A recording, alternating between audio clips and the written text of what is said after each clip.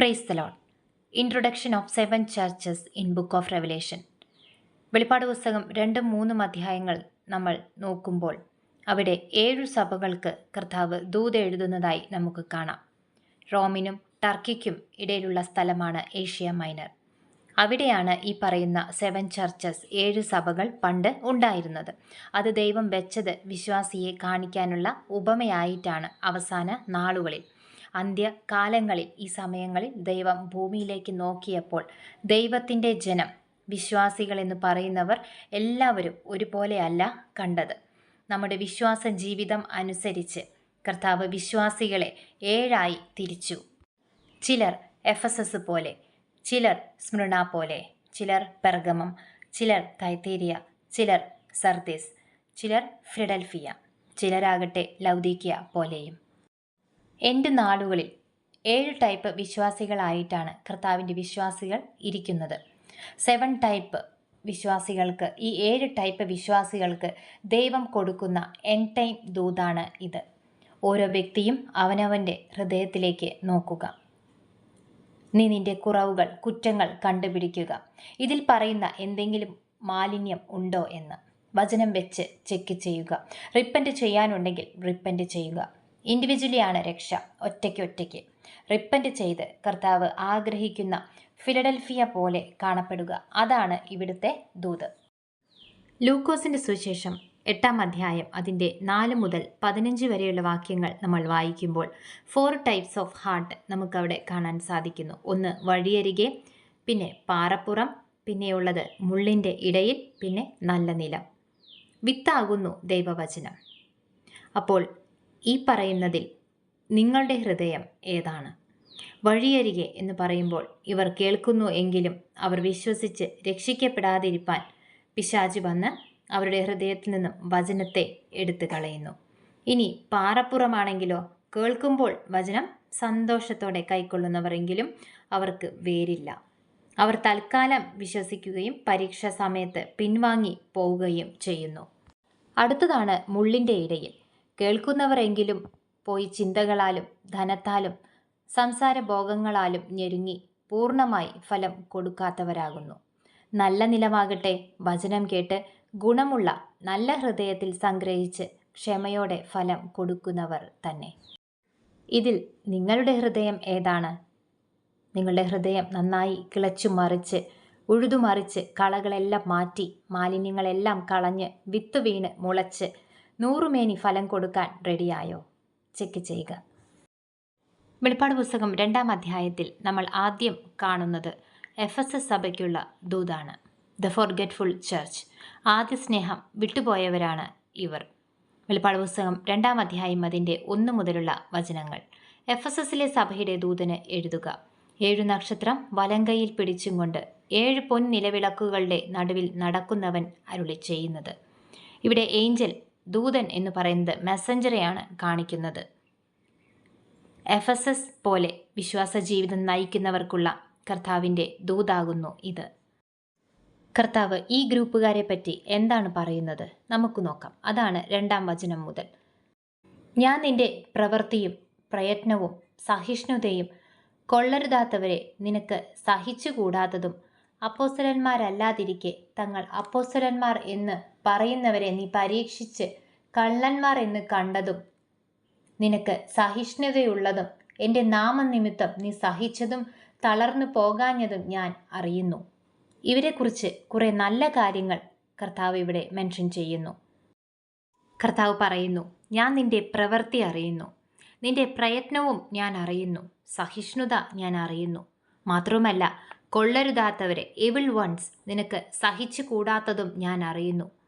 പിന്നെന്താ പറയുന്നത്? അപ്പോസ്തലന്മാർ അല്ലാത്തവരെ നീ തിരിച്ചറിയുന്നു. അത്രയ്ക്കും ഡിസേൺമെൻ്റാണ് ഇവർക്ക്. നിങ്ങൾ തിരിച്ചറിയണം ദൈവമക്കളെ, ഈ എൻ്റെ നാളുകളിൽ സത്യം പറയുന്നത് ആരാണ്, കള്ളം പ്രസംഗിക്കുന്നത് ആരാണ്.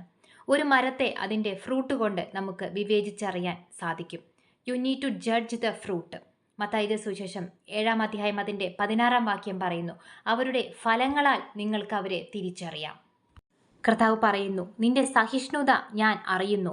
എൻ്റെ നാമത്തിനു വേണ്ടി നീ സഹിച്ചുകൊണ്ടേ ഇരിക്കുന്നതും നീ തളർന്നു പോകാത്തതും എല്ലാം ഞാൻ അറിയുന്നു. ഇതെല്ലാം നല്ലത് തന്നെ. എന്നാൽ ഈ ഗ്രൂപ്പുകാരെ പറ്റി കർത്താവ് ഒരു കുറ്റം പറയുന്നുണ്ട്. എന്താണത്? എങ്കിലും നിന്റെ ആദ്യ സ്നേഹം വിട്ടുകളഞ്ഞു എന്ന ഒരു കുറ്റം നിന്നെക്കുറിച്ച് പറവാനുണ്ട്. പക്ഷെ ഒരു കാര്യം നീ മറന്നു കളഞ്ഞു. എന്താണത്? ആദ്യ സ്നേഹം നീ വിട്ടുപോയി. നീ രക്ഷിക്കപ്പെട്ട് കർത്താവുമായി നീ ഏറ്റവും അടുത്തു വന്ന ആ ഒരു സ്നേഹം, കർത്താവിനോടുള്ള വാഞ്ച, ആ സ്നേഹം നീ വിട്ടുപോയി. അതുകൊണ്ട് കർത്താവ് ഇവരോട് എന്താണ് പറയുന്നത്? നീ ഏതിൽ നിന്ന് വീണിരിക്കുന്നു എന്ന് ഓർത്ത് മാനസാന്തരപ്പെട്ട് ആദ്യത്തെ പ്രവൃത്തി ചെയ്യുക. അല്ലാഞ്ഞാൽ ഞാൻ വേഗത്തിൽ വരികയും നീ മാനസാന്തരപ്പെടാഞ്ഞാൽ നിന്റെ നിലവിളക്ക് അതിൻ്റെ നിലയിൽ നിന്ന് നീക്കുകയും ചെയ്യും. അതുകൊണ്ട് നീ ഓർത്തുകൊള്ളുക നീ എവിടെ നിന്നും വീണു എന്നത്. അതുപോലെ നീ റിപ്പൻ്റ് ചെയ്ത് കയറി വരേണം. റിപ്പൻറ്റൻസ് വരണം. കർത്താവിനെ നമ്മൾ ശരിക്കും വേദനിപ്പിച്ചു എന്ന് വരുന്ന ഒരവസ്ഥയാണ് repentance. And do the works you did at first. ആദ്യം ചെയ്ത പ്രവൃത്തി നീ ചെയ്യുക. അങ്ങനെ നീ ചെയ്യുന്നില്ലെങ്കിൽ നിന്റെ പൊസിഷനിൽ നിന്നും ഞാൻ വേഗത്തിൽ വന്ന് നിന്നെ നീക്കിക്കളയും. എങ്കിലും നിക്കലോവ്യരുടെ നടപ്പ് നീ പകയ്ക്കുന്നു എന്നൊരു നന്മ നിനക്കുണ്ട്. അത് ഞാനും പകയ്ക്കുന്നു. Teachings of നിക്കോളേഷ്യൻസ്. നിങ്ങൾ അപ്പോസ്തല പ്രവർത്തികൾ 6-ാം അധ്യായം വായിക്കുക. Nicholas was one of the 7 early church fathers the apostles appointed. മേശയെങ്കിൽ ശുശ്രൂഷയ്ക്ക് വേണ്ടി അപ്പോസ്തലന്മാരെ തിരഞ്ഞെടുത്ത 7 പേരിൽ ഒരാളായിരുന്നു ഈ പറയുന്ന നിക്കോളാസ് എന്ന് പറയുന്ന വ്യക്തി. നിക്കോളേഷ്യൻസ് were deviated from the sound doctrine of Jesus Christ. കർത്താവിൻ്റെ ഡോക്ട്രൈനിൽ നിന്നും ഡീവിയേറ്റ് ചെയ്തു പോയി. The doctrine and the work of Nicolaitans came forth from a wrong interpretation of grace of God. കർത്താവിൻ്റെ കൃപ മറിച്ച് കളഞ്ഞു. ആ ഫ്രീഡം എടുത്ത് ഫ്ലഷ്ലി ഡിസയേഴ്സിനു വേണ്ടി യൂസ് ചെയ്തു. രക്ഷിക്കപ്പെട്ടാൽ മതി, ശരീരം കൊണ്ട് എന്ത് പാപം ചെയ്താലും കുഴപ്പമില്ല എന്നുള്ള സുവിശേഷം. ആത്മാവ് സഭകളോട് പറയുന്നത് എന്തെന്ന് ചെവിയുള്ളവൻ കേൾക്കട്ടെ. ജയിക്കുന്നവന് ഞാൻ ദൈവത്തിൻ്റെ പരദീസയിലുള്ള ജീവവൃക്ഷത്തിൻ്റെ ഫലം തിന്മാൻ കൊടുക്കും. ആദ്യ സ്നേഹം വിട്ടുപോയവരാണ് എഫെസസുകാർ. അതുകൊണ്ട് നീ എവിടെയായിരുന്നാലും ആദ്യ സ്നേഹം വിട്ടുകളഞ്ഞൊരു വ്യക്തിയാണെങ്കിൽ അതിവേഗം റിപ്പൻ്റ് ചെയ്യുക. കർത്താവിനോട് നിരപ്പ് പ്രാപിക്കുക. എവിടെയാണ് വീണത് അത് നിങ്ങൾക്കും കർത്താവിനും അറിയാം. അതിൽ നിന്നും എഴുന്നേറ്റ് ഫിലഡൽഫിയ പൊസിഷനിലേക്ക് വരിക. മർക്കോസിൻ്റെ സുവിശേഷം 1-ാം അധ്യായം അതിൻ്റെ 15-ാം വാക്യം. കാലം തികഞ്ഞു, ദൈവരാജ്യം സമീപിച്ചിരിക്കുന്നു, മാനസാന്തരപ്പെട്ട് സുവിശേഷത്തിൽ വിശ്വസിപ്പിൻ എന്ന് പറഞ്ഞു. കർത്താവ് യുഗം ക്ലോസ് ചെയ്യാൻ പോകുന്നു. കർത്താവ് തിരിച്ചു വരാൻ പോകുന്നു. യേശു കർത്താവിൻ്റെ 2-ാം വരവ്, പാരോസിയ കമ്മിങ്, അതിവേഗം സംഭവിക്കാൻ പോകുന്നു. നമ്മുടെ എടുക്കപ്പെടൽ നടക്കാൻ പോകുന്നു. നിങ്ങൾ ഈ പറയുന്ന ഗ്രൂപ്പാണെങ്കിൽ, ആദ്യ സ്നേഹം വിട്ടുപോയവരിൽ ഒരാളാണ് നിങ്ങളെങ്കിൽ റിപ്പൻ്റ് ചെയ്യുക. റിപ്പൻ്റ് ചെയ്ത് കർത്താവിൻ്റെ സന്നിധിയിലേക്ക് മടങ്ങി വരിക. അല്ലാഞ്ഞാൽ നിങ്ങൾ റാപ്ചറിൽ എടുക്കപ്പെടുകയില്ല. ഇവിടെ 2nd 3.5 ഇയറിലേക്ക് അവശേഷിക്കപ്പെടും, ഗ്രേറ്റ് ട്രിബുലേഷൻ കാലഘട്ടത്തിലേക്ക്. ഈ നാളുകളിൽ നിങ്ങൾക്ക് വേണ്ടതായ സകലതും, ജ്ഞാനവും ഡിസേൺമെൻറ്റും ഗ്രേറ്റ് ഫെയ്ത്തും സഹനശക്തി, ക്ഷമ, പ്രത്യാശ, നല്ല ക്യാരക്ടർ, ഇതെല്ലാം ദൈവം നിങ്ങൾക്ക് തരുമാറാകട്ടെ. Be ready for rapture. Praise the Lord.